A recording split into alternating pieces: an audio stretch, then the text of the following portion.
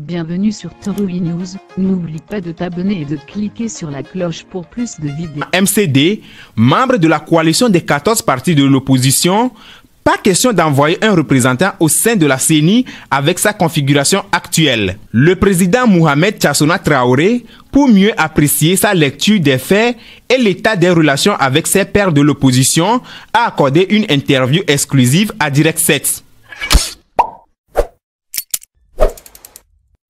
Merci beaucoup de nous ramener sur la Bresse togolaise, sinon les cendres, selon la position dans laquelle on se trouve.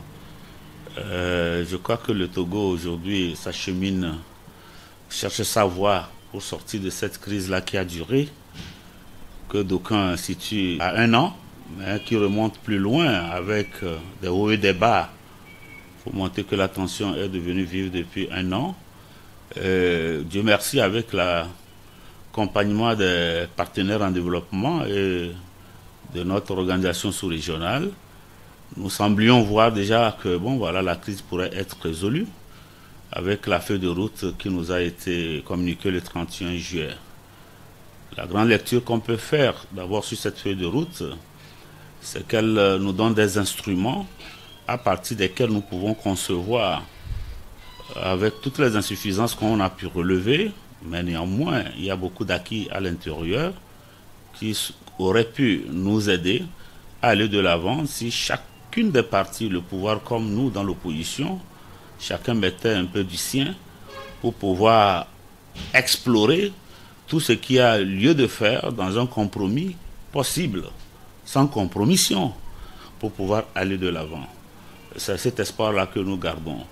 Et nous faisons le vœu que très rapidement, la facilitation qui est maintenue, et le comité de suivi qui a également été créé et annoncé par cette même feuille de route, et l'accompagnement technique qui nous a été promis par la CEDEAO puisse se mettre rapidement en place pour nous permettre de nous entendre sur comment cheminer ensemble vers des élections paisibles, équitables et transparentes.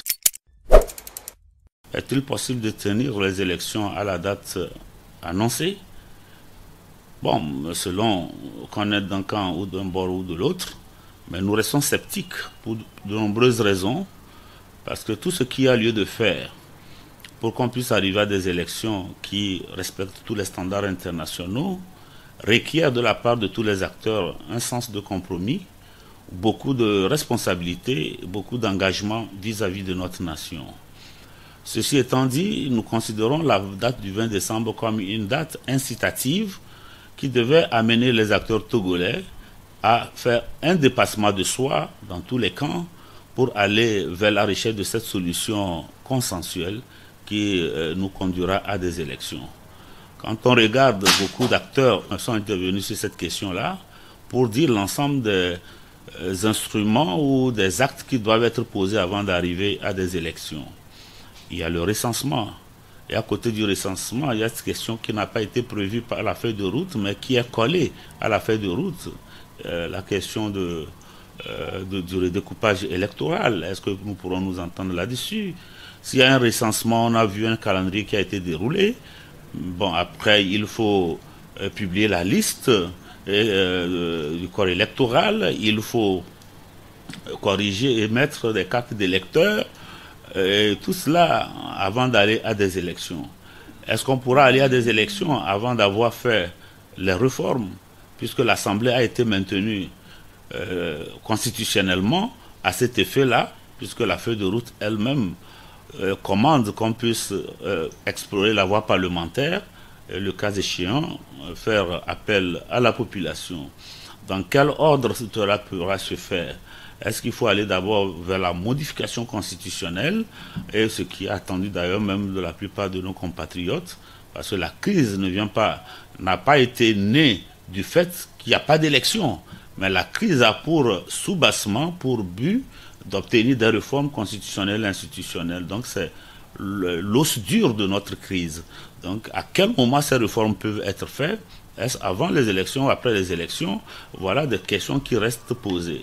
Et puisque la feuille de route même recommande la reconstitution, la recomposition de la Cour constitutionnelle, qui est un organe essentiel, une institution essentielle dans la régulation des élections, vous comprenez que tant qu'on n'a pas fait ces réformes-là, nous restons toujours circonspects par rapport à la tenue de ces élections-là, à la date indiquée.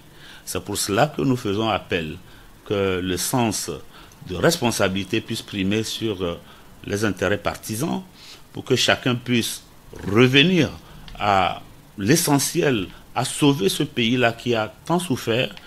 On ne gagne rien, aucun cas on ne gagne quoi que ce soit en maintenant ce bras de fer-là qui risque de créer une crise dans la crise.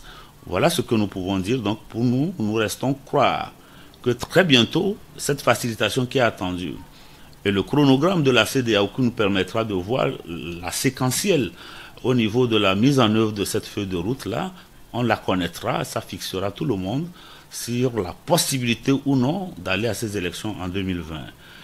L'autre pendant de votre question qui reste à savoir si notre parti était sollicité à envoyer des éléments à la CENI ou dans ses démembrements, je vous dis que les partis qui sont cités, qui sont habiles à pouvoir positionner des éléments dans ces à la CENI comme dans ces démembrements sont des partis qui sont soit parlementaires ou qui sont élus par le Parlement. Donc notre parti n'est pas concerné par cette question.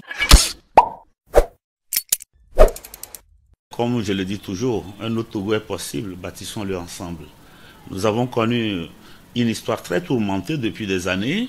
Nous avons un peuple qui est meurtri, à la fois pour sur ces questions qui sont toujours présentes, mais n'ont jamais résolu, à côté desquelles nous avons des questions d'ordre social et économique, et d'autres questions beaucoup plus graves encore, parfois qu'on élude, des questions environnementales, et également, il faut tenir compte que le Togo n'est pas un pays isolé, que nous sommes dans de vastes ensembles qui également ont des problèmes qui impactent négativement notre avancée vers le progrès. L'ensemble de ces éléments doit commander que tous les Togolais fassent preuve de beaucoup plus de responsabilité et qu'on s'engage résolument à trouver des solutions pour que cette jeunesse qui nous regarde, cette jeunesse pour laquelle nous nous battons, chacun puisse trouver son compte dans son proche avenir sans qu'il y ait encore des conséquences néfastes et désastreuses pour le devenir de notre pays et qui se déchire chaque jour que Dieu fait en lambeaux. Notre pays, on l'a en partage. Nous devons le construire ensemble et puis je crois que nous avons des ressources pour cela. Merci d'avoir regardé la vidéo, abonne-toi et partage la vidéo avec tes proches.